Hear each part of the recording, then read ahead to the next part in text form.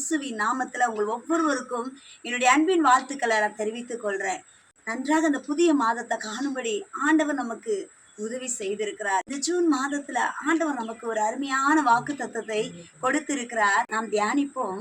செப்பனியா 3வது அதிகாரம் 15வது வசனம்.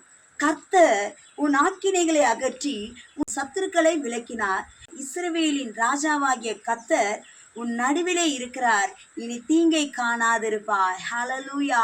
ராஜாதி ராஜாவா தேவாதி தேவனாகிய கர்த்தர் நம் நடுவிலே இருக்கிறார்.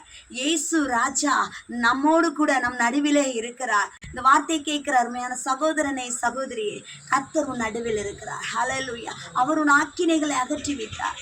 சத்துருக்கள் உங்களை சூழ்ந்து கொண்டு இருக்கிறாங்களா? வேதனையோடு இருக்கிறீங்களா? ஒரு சரியான சமாதானம் இல்லாம இளைப்பாறுதல் இல்லாம கலங்கி கொண்டு இருக்கீங்களா?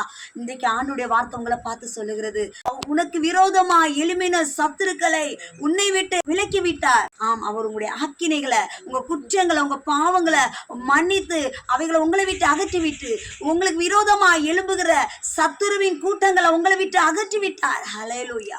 இஸ்ரவேலின் ராஜாவாகிய கர்த்தர் உங்க நடுவில் தான் இருக்கிறார். ஹல்லேலூயா. உங்க மத்தியில தான் இருக்கிறார். நீங்க எங்க போனாலும் அவர் உங்கள் நடுவில் இருக்கிறார். நீங்க எங்க வாசம் பண்ணினாலும் அவர் உங்க நடுவில் இருக்கிறார். ஆகவே இந்த தீங்கும் உங்களை அணுகாதபடி ஆண்டவராக இயேசு உங்களை பாதுகாப்பார். உங்க நடுவில் இருந்து எந்த தீங்கு உங்களை அணுகாதபடி அவர் உங்களை நடத்துவார். உங்க நடுவில் இருந்து உங்களை விசாரிக்கிறவராய் கடந்து வந்திருக்கிறார். தீங்கு உங்களை அணுகுவதில்லை. தீங்குக்கு உங்களை ஆண்டவர் விலக்கி பாதுகாத்துக் கொள்வார். தைரியமா இருங்க. இந்த மாதத்துல உங்களை அற்புதமாய் கர்த்தர் நடத்துவார். இந்த வார்த்தையின்படி கர்த்தர் உங்களை ஆசீர்வதிப்பார். God bless you.